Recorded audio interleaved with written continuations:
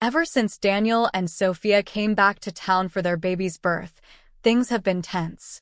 Please leave, my mother-in-law said in a cold voice. Her oldest son and his wife are coming in 3 days. I was shocked and confused. Me? Leave? I asked. Yes, she replied. We don't need another mother figure here. You've been unnecessary for a while now. Daniel and his family are going to live here, so make sure you're out by tomorrow. Her words hit me hard. I always felt like an outsider in the family since the day I got married, treated more like an unwelcome guest than a wife. I never imagined they would actually tell me to leave. You're a barren failure, she continued. You were allowed to experience raising a child, so be grateful. We have no obligation to support you anymore. It seems like Eric is tired of you too. I swallowed hard. Was my husband, Eric, part of this? If my mother-in-law and Daniel were conspiring against me, then I didn't need to pretend with my husband anymore.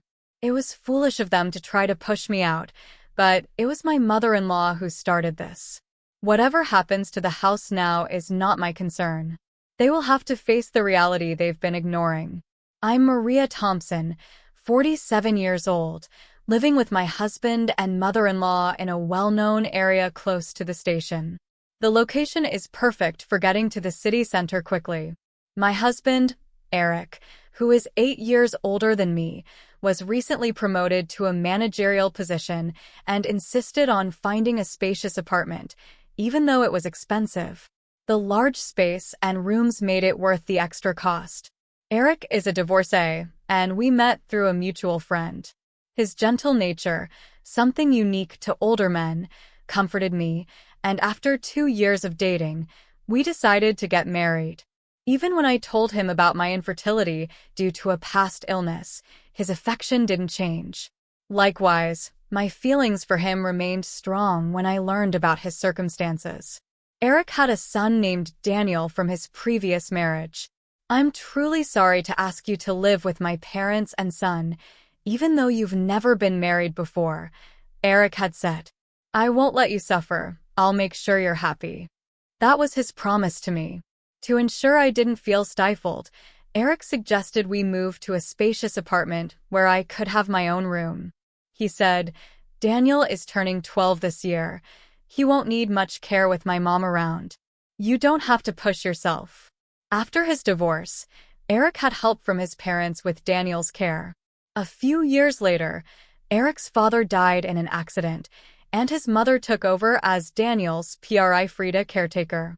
From our first meeting, Daniel wouldn't even look me in the eye. I thought he was just shy and going through a difficult age, so I didn't worry. As long as they accepted me into the family, I was content.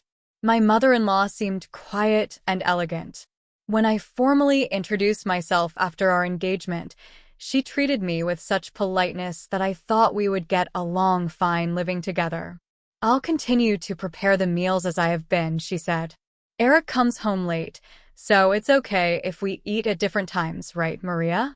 I'll leave the cleaning and laundry to you. All right, let's work together. But now, it seems that politeness was only on the surface. The reality of my situation has become clear, and I must face it, no matter how painful. After we got married, I switched from working full-time at the pharmacy to a part-time position, so I could help more with household chores.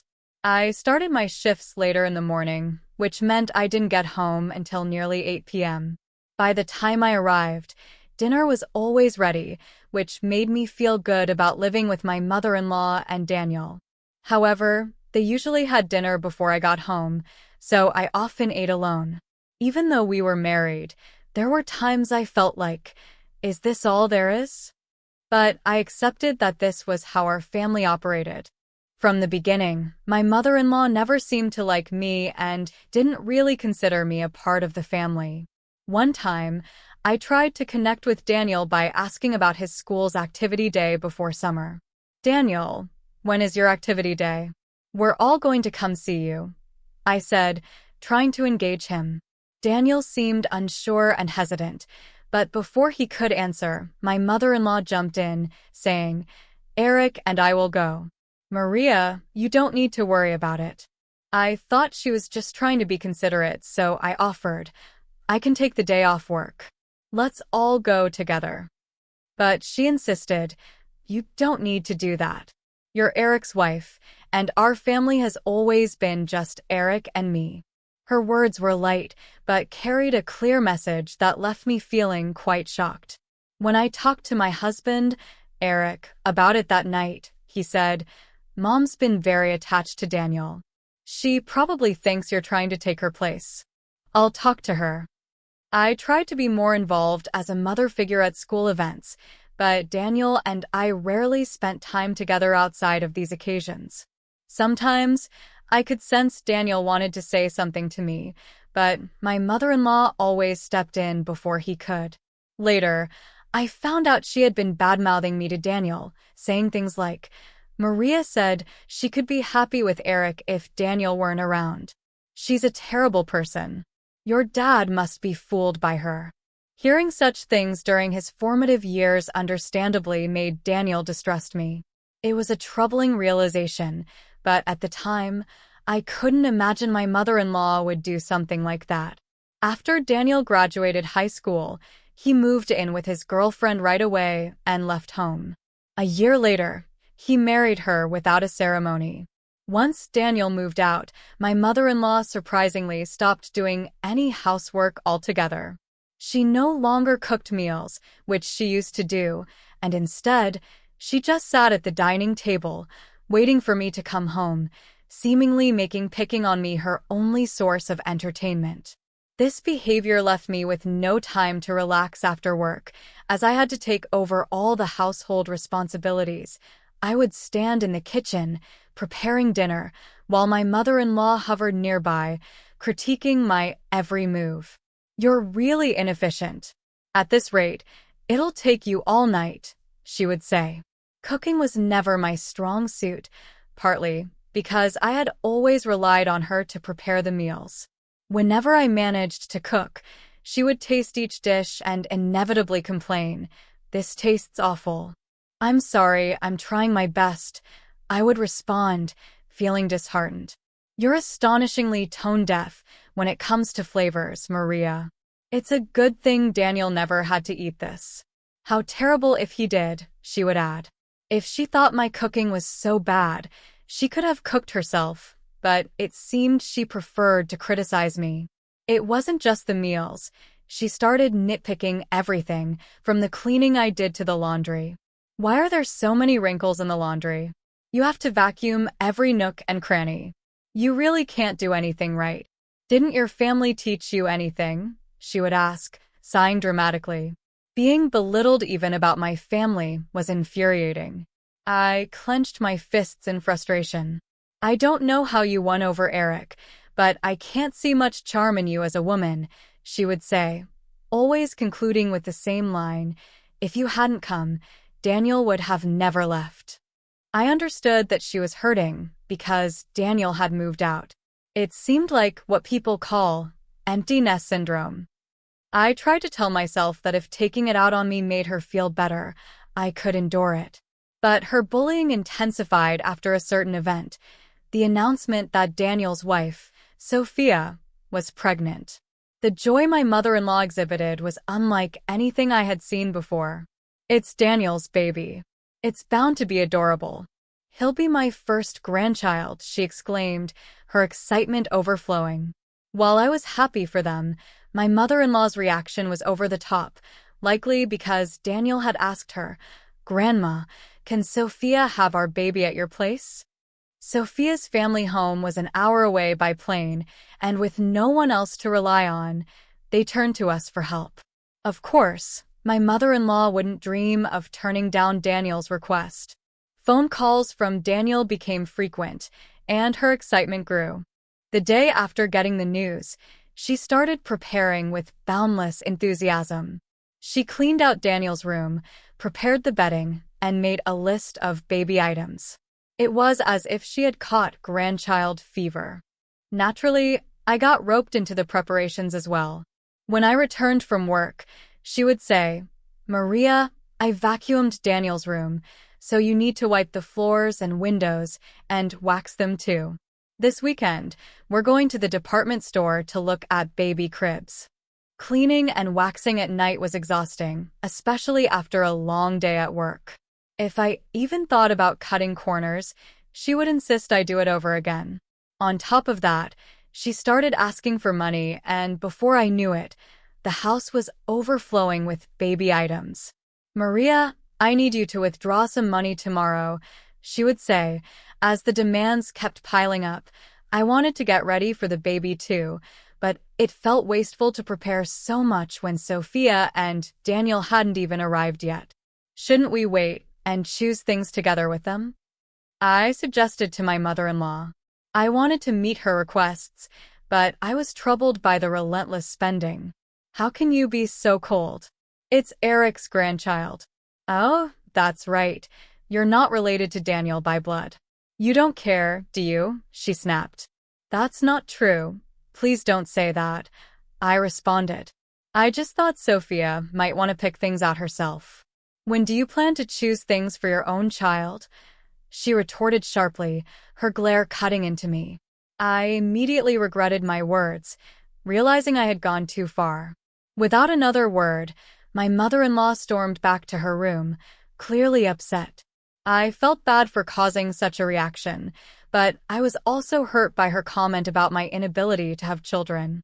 The next morning, my mother-in-law didn't come out of her room, likely still angry.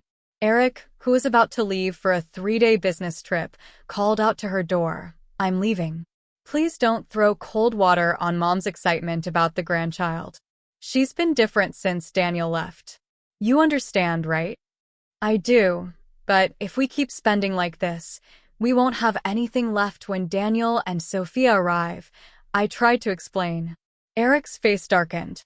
"Are you saying my earnings are too low?"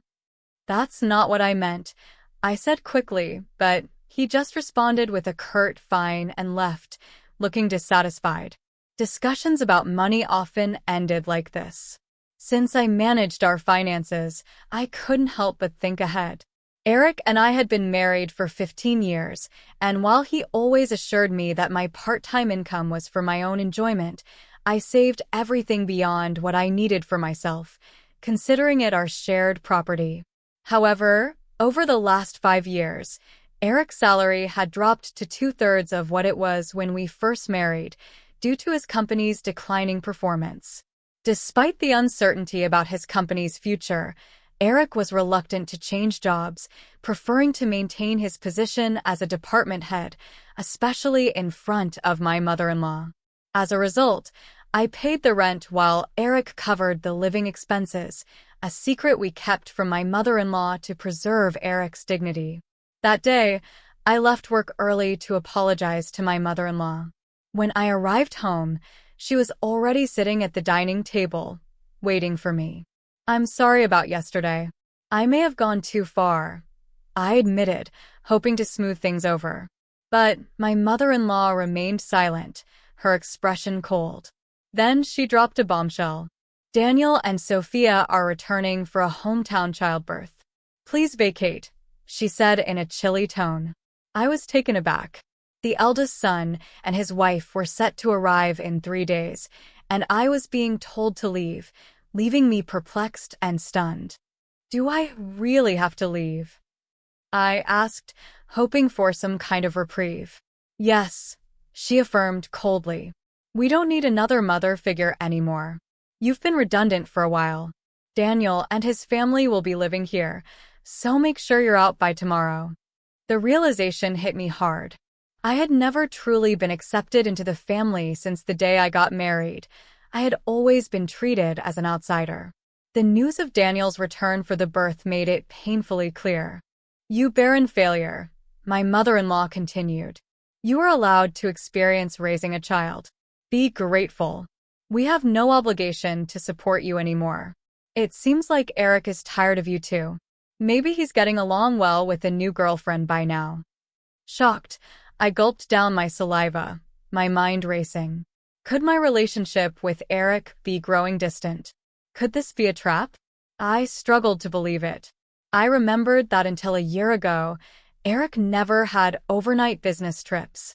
All right, I'll pack up tonight, I said, grabbing my bag and leaving the house to walk aimlessly. I needed to calm my severely shaken heart. Worried about Eric, I tried calling his cell phone, despite my mother-in-law's hurtful words. But he didn't answer, no matter how many times I called. I dialed his office, only to learn that he had taken a couple of days off. My mother-in-law's words began to seem more plausible. Could he really be on a trip with another woman? Dark thoughts crowded my mind, and I found myself overwhelmed with emotion, tears streaming down my face. As I staggered along, I noticed a tavern behind the station, a place we used to frequent when we first moved here. It's still here, I thought as I entered. Welcome, the tavern owner greeted me. His expression clouded briefly upon seeing me, then he nodded in recognition. Hey, long time no see. It's been about 8 years. I used to come here a lot with my husband, I said. Yes, it's been a while. I remember you, he replied. I couldn't help but smile, feeling a sense of relief. Can I get a beer and a mixed plate of grilled chicken, please? The owner, a man of few words, nodded. As I sipped the cold beer and savored the grilled chicken, I took out my cell phone. The screensaver lit up with a photo of us when Daniel turned 20, looking sharp in the slim suit we had picked out together. I had wished for us to be closer as a family. The beer washed down my throat, taking the day's bitterness with it. Could I really move out tomorrow? Contemplating my next steps, I searched for moving companies and found one available the next day. I also looked up junk buyers and saved 2 companies in my favorites. Changing the screensaver on my phone seemed to clear my head completely. The beer and grilled chicken tasted exceptional. I decided to think about everything carefully, realizing that despite the upheaval, I needed to take control of my future. As I walked away from the tavern, lost in thought, I heard someone calling my name. Turning around, I saw a young waitress from the tavern running towards me. "Excuse me, are you Mrs. Thompson?" she asked. I nodded, curious about what she wanted. "I noticed the screensaver on your phone," she continued, confirming my identity before dropping a bombshell. She revealed that my husband was having an affair with one of their employees. We exchanged contact information, and she promised to keep me informed about any further developments. My mother-in-law's words echoed in my mind, now confirmed by the waitress's revelation. Instead of sadness, a fierce anger welled up within me. It was time to confront the situation head-on. I booked an appointment with a moving company, determined to move out as soon as possible. If my mother-in-law and Daniel were truly involved in this plot, I felt no obligation to stay. Returning home, I packed my belongings late into the night, fueled by a mix of anger and resolve. The next morning, the moving company arrived on time. I informed them that I was leaving as requested, making it clear that I was taking everything I had bought, erasing any trace of my presence. My mother-in-law panicked, but I remained resolute. "I'm taking everything I bought. You can start a completely new life tomorrow," I declared, suppressing a laugh. Ignoring her protests, I continued to oversee the move. My mother-in-law complained loudly to the movers, but there was nothing she could do. The only items left in the house were piles of baby gear and her old dresser. "Well then, I bid you farewell," I said, leaving her sitting there stunned. Placing the keys on the table, I exited the room, feeling a sense of finality. The movers held on to my things for a while, and I decided to stay with a single colleague for some time. That night, I slept soundly, feeling a sense of completion. A week later, I finally heard from my husband. I wondered if he was scheming with the other woman during my absence. While he hesitated, I received another call from the young waitress at the tavern. She had managed to capture a photo of my husband with the woman, not so young, chatting at the tavern. Perhaps out of a sense of justice, the waitress had followed them after they left and took another photo of them entering a hotel together. Seeing the proof of his betrayal, any remaining affection I had for my husband dissipated completely. Armed with this evidence, I asked the waitress for the woman's name and had her address looked up. The next day, my husband called, sounding concerned. "Maria, where are you? Daniel and his family are here too. Aren't you going to come home soon?" "No, I'm not coming back," I replied coldly. "Your mom told me to leave." "I'm done here," I said firmly. "Daniel and his family are going to live with you now, right?" It was clear to me that Daniel and his family were in financial trouble and looking to move in. I'd heard that after graduating from a vocational school, they had been jumping from job to job, now only working part-time. "No, I want you back, Maria. I went to the pharmacy, and they said you were off for a bit," my husband replied, sounding distressed. "God, they came to crash here." "Yeah, I'm fine, so don't worry about me," I responded. "Your mom and Daniel never liked me, right? I bet they're happy to have the place to themselves without me around." My snide comment left my husband speechless. He knew that his mother and Daniel never truly accepted me, but he always chose to ignore it. After a brief pause, he finally spoke. "Well, all right. I have something to say, so I'll come back there." A few days later, I returned to the house for the first time in a while.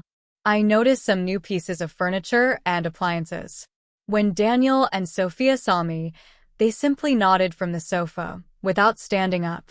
I took a seat, feeling the tension in the room. My mother-in-law glared at me, her expression cold and unwelcoming. Just as I was about to address the situation, Daniel spoke up. "What are you doing here? You took everything from the house. What kind of monster does that? Dad's been supporting you, and you've had it easy," he accused. I sighed and calmly replied, "I took everything because I paid for it. I wanted to remove all traces of myself, just as you wanted, right?" Daniel scoffed. "That's crazy. There's no way you could afford all that just working part-time at the pharmacy." My husband, looking defeated, finally spoke up. "We've been getting by on what Maria and I both make for a while now," he admitted. "But the stuff you took should be both of yours," my mother-in-law interjected, looking confused. "Eric's company has been struggling, and his salary has dropped significantly," I explained. "For the past 5 years, I've been covering the shortfall, and now I'm the one paying our rent." My mother-in-law looked at my husband in shock. "I'm not just a part-timer. I'm a part-time pharmacist, and the pay is quite good. I'm making more than Eric now," I added, revealing the truth. My husband awkwardly looked away, unable to meet anyone's gaze. My mother-in-law's eyes darted between us, trying to process this new information. "From now on, Daniel, you'll be paying the rent," I continued, turning to face him. "You're going to live here, right? After all the help your grandmother has given you, it's time for you to take care of her." Daniel's face fell as he processed the unexpected responsibility. "Rent? How much is it?" he asked, looking stunned. "It's $6,000, I replied, watching as the weight of the situation dawned on him. "Good luck with that. It seems my role as a mother is over now." With those words, I felt a sense of closure, knowing that I was finally free to move on with my life. The situation reached its climax as I prepared to leave. I stood my ground, making it clear that I had no obligation to care for them any longer. "Pull yourself together, you're going to be a father soon," I told Daniel, who shook his head in disbelief. Sophia, shocked by the news of the rent, exclaimed, "Wait, $6,000? Weren't we supposed to live here for free, covering rent and living expenses?" I almost laughed at their naivety. "Don't worry, Sophia. You can move to a cheaper place. Eric still makes a decent salary," I said, watching her face relax slightly. Then I dropped another bombshell. "Oh, since I'll be leaving, Eric, life might still get tough with your mistress, huh?" Sophia burst into tears at this revelation. My husband panicked. "What are you talking about?" Sophia responded, Oh, your mother told me about the new woman. Realizing the gravity of the situation, I added, I guess it's time to end my role as a wife too. My husband was taken aback, clearly not expecting me to know so much. As for Frida, I continued, I'll get in touch about that later. Mentioning Frida's name caused my husband to jolt, understanding that I knew everything. Realizing this was not the time for a calm discussion about divorce, I decided to leave, instructing them to communicate further through a lawyer. As I stood up, my mother-in-law, furious, slammed her hands on the table and yelled, "What the hell? It's all your fault our home is in shambles." Her outburst irritated me. It was you who told me to leave, you who said Eric had another woman, and you who interfered with my relationship with Daniel. Everything was you, I retorted, feeling a surge of anger. My mother-in-law tried to deflect the blame, insisting that I should have supported Eric and taken responsibility as a family member. But I knew the truth. Her actions had fractured the family. If she hadn't called Daniel back home or hinted at Eric's affair, things might have been different. I left the room, slipping past my silent mother-in-law, feeling a mix of relief and sadness. Eric quickly agreed to the divorce, likely recognizing the futility of contesting it given the evidence of his affair. Shortly after, it seemed they began the process of moving out of the apartment. In the end, Daniel and Sophia returned to their own place and never moved in with my mother-in-law. Eric, on the other hand, seemed to be considering remarriage, indicating that he had already moved on. As I walked away from the house, I felt a weight lifting off my shoulders. The chapter with Eric, his mother, and Daniel was finally closing, and I was ready to start anew. It seems the situation has continued to evolve even after the divorce. Frida, my husband's new partner, was furious about the alimony and his request for her to live with his mother. There's talk of placing my mother-in-law in a care facility, which, considering all the love she poured into her son and grandson, is somewhat sad. It's as if they're ready to abandon her now that she's no longer needed. Reflecting on the past, I can't help but wonder if things could have been different. If my mother-in-law hadn't interfered and Daniel's return had been just a simple trip home for childbirth, perhaps we would still be living together. After the divorce, Daniel sent me an apology letter. He expressed how, as a child, he wished he could have been more spoiled and how difficult it was for him to communicate with me because of his grandmother's disapproval. He mentioned how happy he was when I attended school events, which touched me deeply. I wondered if I should have reached out more, potentially building a different relationship with him. Despite the end of our relationship, I quietly pray for Daniel's happiness in life. I've returned to work as a pharmacist and quickly found an apartment close to my workplace. Not feeling right about keeping the furniture and appliances I took with me, I had them picked up and disposed of by a junk removal service. Life without my mother-in-law's harassment is peaceful and comfortable. For the time being, I want to focus on living for my own happiness rather than for someone else's.